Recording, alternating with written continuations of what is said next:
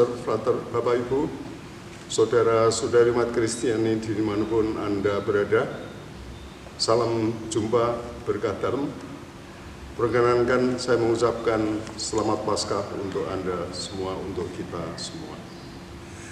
Marilah kita menyembah Kristus Tuhan yang telah bangkit. Dialah Tuhan kita, Dialah sumber rahmat bagi kita, Dialah penyelamat kita.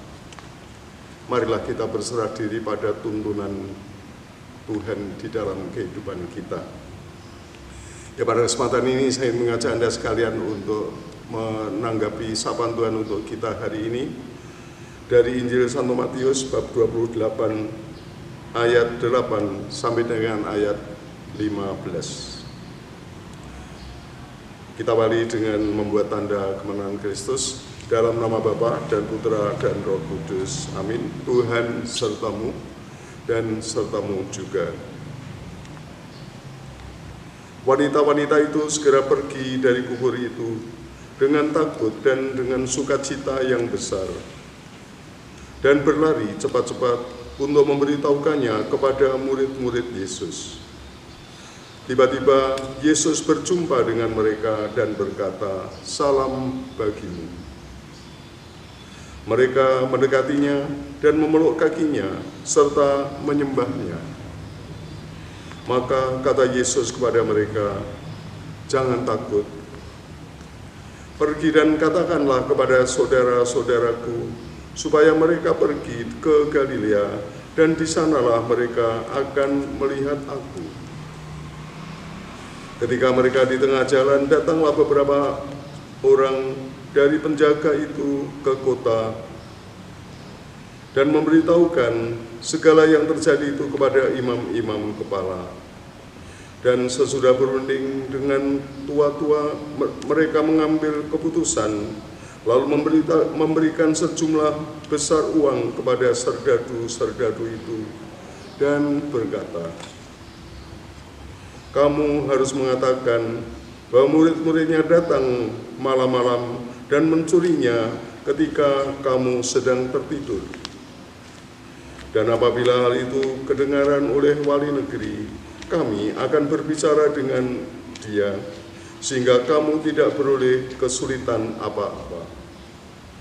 Mereka menerima uang itu dan berbuat seperti yang dipesankan kepada mereka.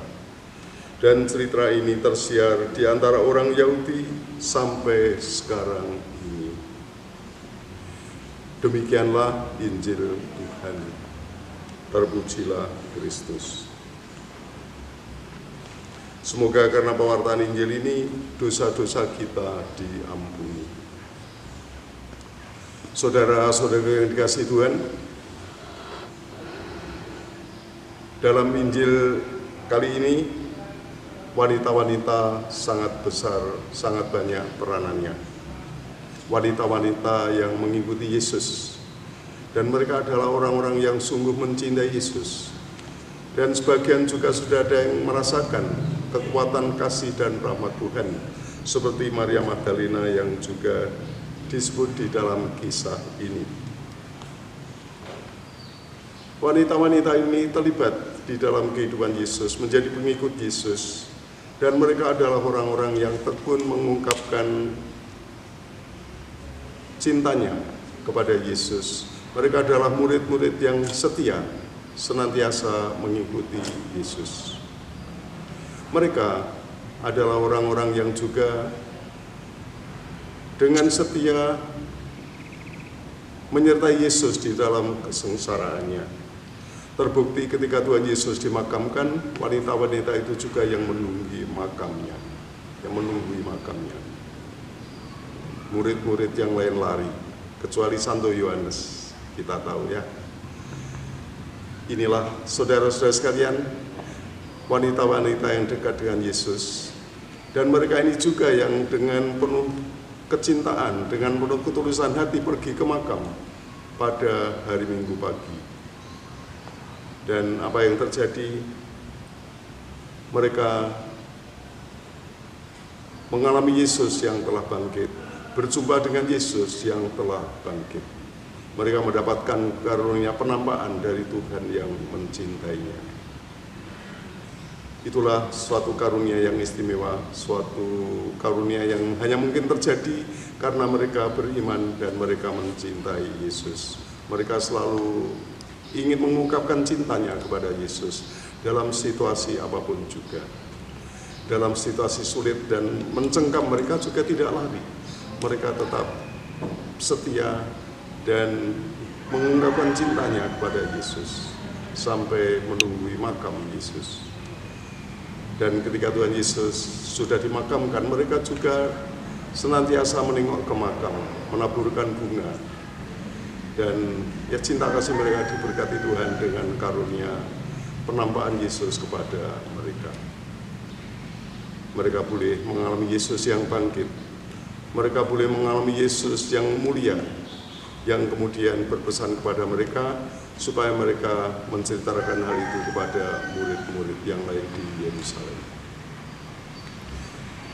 Berbeda dengan serdadu-serdadu, serdadu-serdadu penjaga makam Yesus, mereka juga mengalami hal yang sama. Mereka mengalami sesuatu yang mengagumkan, mereka mengalami sesuatu yang mencekam ketika Tuhan Yesus bangkit. Tetapi mereka tidak mengolahnya di dalam hati. Mereka tidak mengolah kekaguman mereka itu. Dan ketika mereka disuap dengan sejumlah uang, mereka memilih untuk bungkam. Sayang, pengalaman ilahi, pengalaman ketakjuban tidak mereka olah dengan membuka hati bagi Tuhan yang menyapa mereka atau yang hadir dekat mereka. Inilah saudara-saudara sekalian yang terkasih, kita diajak untuk meneladani semangat wanita yang penuh cinta, wanita-wanita yang dekat dengan Yesus yang senantiasa mengungkapkan cintanya itu, semakin mendekatkan diri kepadanya, selalu mencari kesempatan untuk melayani Yesus, mencari kesempatan untuk mengungkapkan cintanya kepada Yesus. Dan ini kiranya satu bentuk semangat iman, satu bentuk keterbukaan di dalam iman, ya, di hadapan Tuhan. Marilah saudara-saudara sekalian yang terkasih, keterbukaan ini kita kembangkan juga di dalam kehidupan kita. Kita senantiasa berusaha untuk dekat dengan Tuhan, mungkin dengan berdoa, mungkin dengan tekun beribadat, mungkin dengan membaca kitab suci, mungkin dengan berziarah, mungkin dengan menekuni novena-novena tertentu.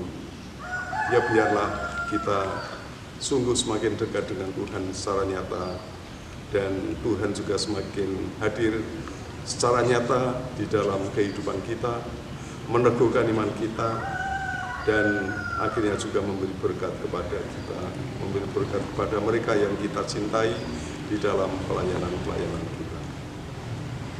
Saudara sekalian yang terkasih, syukur kepada Tuhan yang telah hadir di tengah-tengah kita, Tuhan yang bangkit, Tuhan yang juga mencintai Anda, Tuhan yang rindu untuk senantiasa dekat dan bersatu dengan kita.